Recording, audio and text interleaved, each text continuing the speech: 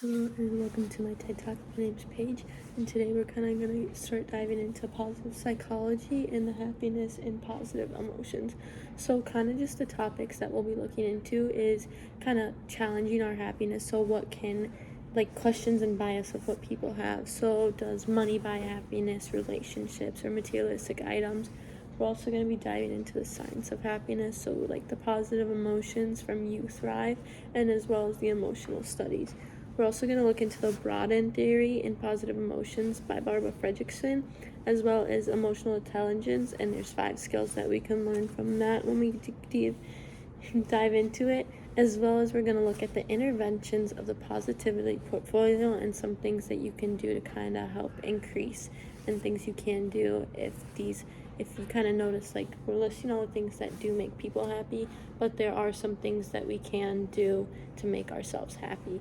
So kind of starting off first with money and relationships and materialistic items. So to an extent, these things can provide us happiness, but it also comes to a certain point. So kind of starting off with money, a lot of studies kind of shown throughout the US and the UK kind of looked into how much money can you get before you become happy. So it kind of did, the happiness levels did increase as the money went up, but it also comes to a point. So 100,000 usually is where the point is. You can't really increase your happiness level from there because you have all the money you need already, so your happiness doesn't really rise from there, and you'll kind of just go back to where you were. So trying to find that happiness before you find that money is kind of key in what people think. So that also comes true with relationships too, because when you are getting in a relationship, you do reach this honeymoon phase, which does provide you an increase of happiness, but it's not your happiness before. So your happiness does change usually after the honeymoon phase, which people don't realize is because of the relationship. You're going back to your normal happiness. So that the same thing goes with materialistic items. It's just a spark of happiness for a little bit, but you always go back to where you are. And this kind of all ties back into the hedonic treadmill. So the hedonic treadmill is the levels of someone's happiness, and if it's rising or falling in response to a negative or a positive effect. So this is usually after you usually end up going back to your original happiness. So another thing that we're kind of going to look into is You Thrive, as well as the big idea. So positive emotions and performance enhancers for your brain are proven to kind of give you academic enhancements and advantages, not only personally but as well as professionally. So there's kind of 3 things that you should always remember when looking in, 3 key points that you take away from the You Thrive that you should always remember. So number 1 is the positive emotions. These can range from joy to calm, as well as hopeful to interest. So you kind of have to find the one that fits you best, and then making the most of it and trying to flourish those. The second one is positive emotions, that way less than negative emotions. So you kind of have to counterpart it. So you kind of need to nurture the multiple good experiences that you have for each bad one. So every bad experience that you have, you want to overcome it with positive experiences, so it outweighs the negative.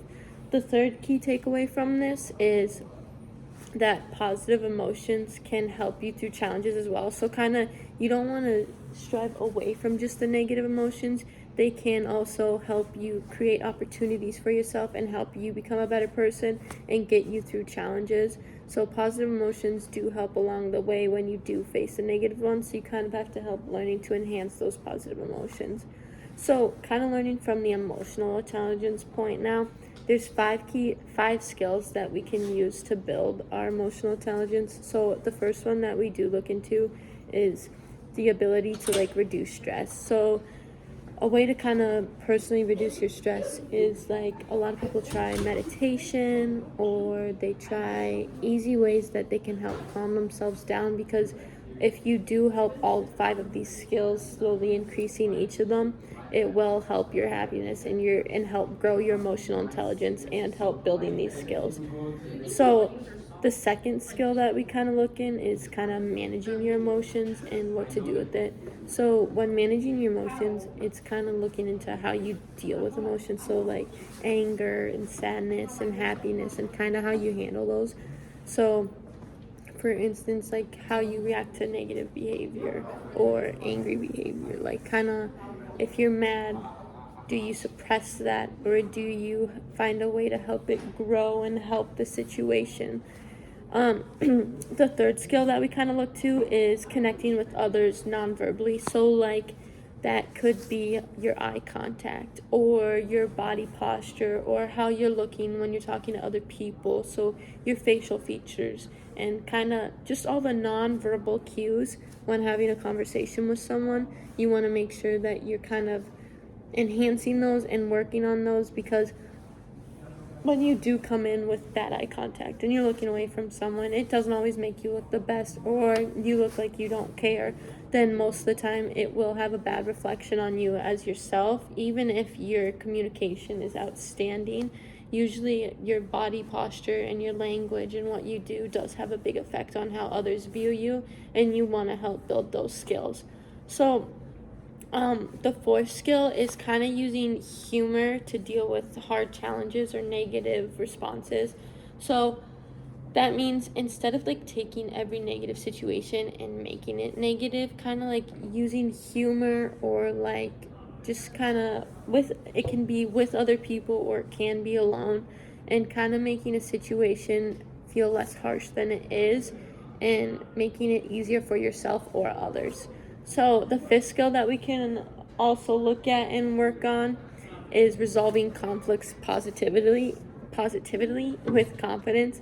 So kind of when resolving conflicts, this kind of ties into like forgiving others and like how you can resolve a conflict with others, like picking and choosing your fights with other people. Like, do you forgive them right away or do you keep it going? Kind of just like how you deal with negative conflicts or any of that. So, our next topic is looking into Richard Branson and his success and happiness. So, many people don't know who Richard Branson is, but he is this really successful person who found success in money and also happiness in life. So, kind of what he told people, everyone just assumed, hey, the money is what caused him happiness. But what he really told people was that he found happiness within himself before he had the money and the success. So he did have to find that before he became this huge successful person with a lot of money as well. So kind of like the 5 points, he also like 5 points of happiness that you can kind of look into.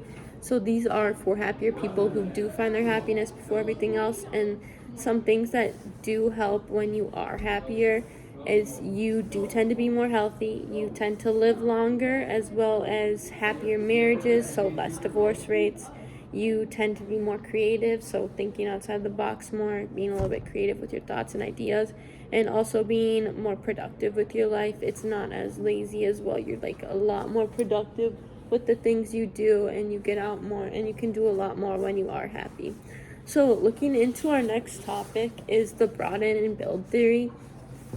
So the broaden and build theory is like people who can cultivate emotions, they can be more successful in many aspects of their life. So you do this by applying a 3-in-1 ratio of positivity, but you also want to challenge a little bit of negativity as well, because when you're just having so much positivity in your life, you're not really challenging yourself with a little bit of negativity.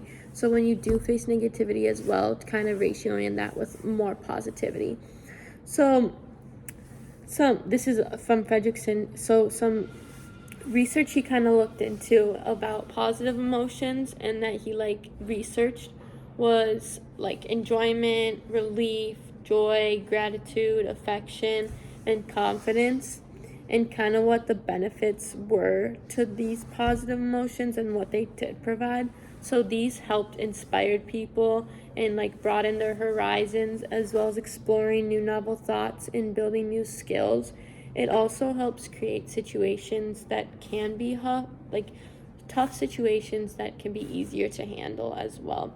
So, kind of looking into the negative and positive emotions, negative emotions kind of relate to more of survival tactics, and like it makes negative emotions make it very hard to think beyond emotion, and you kind of just are thinking with emotion, not really anything else.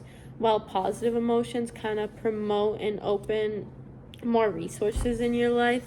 So, 3 ways to experience more positive emotions in your life that kind of like these are all personal experiences. So, like, when you are looking at it, you want to find ways to experience positive emotions in life, and those are little things you can do yourself. So, for example, like for me, it'd be watching funny movies, or like working with the therapist as well, or like exploring the silver lining in certain situations and kind of like fixing those.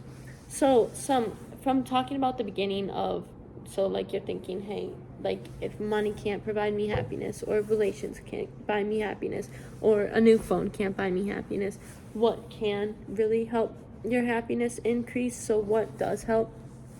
So, some things that you can do is for a couple of days try jotting down about 3 things that you're grateful for, and kind of going in and explaining why you're grateful for them. So, like, we don't really experience much gratitude in life, and we don't take the time to look and see what such positive things are happening in our life, and who, like, what or who can help increase these things.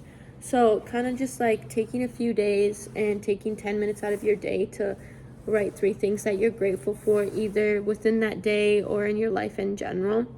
Another thing that you can do as well is not only looking at your gratitude, but it's called a positivity portfolio. So, what you do, it's this slideshow of a bunch of different questions that you can answer, and every day, kind of just taking again 10 minutes to answer these questions and fill it out, and looking back on your portfolio to look at all the positive aspects in life and all the things that do provide you positivity, and then like changing it once in a while. Like, is there a new change? Is someone else making you happier in life? Or is there new things that have provided you happiness, like new skills like knitting, or like a new sport thing that you're trying, or a club that's providing you a lot of happiness? So those are just a few things that can help flourish and increase your happiness, and kind of take the recognition to like look at more of the positive outlooks that you do have on life, as and kind of intensifying and lengthening it. Because when you are just doing these small things like with money and relationships and materialistic items, these are all short term, but when you do long term things to increase happiness in your life, it starts to have a long term effect.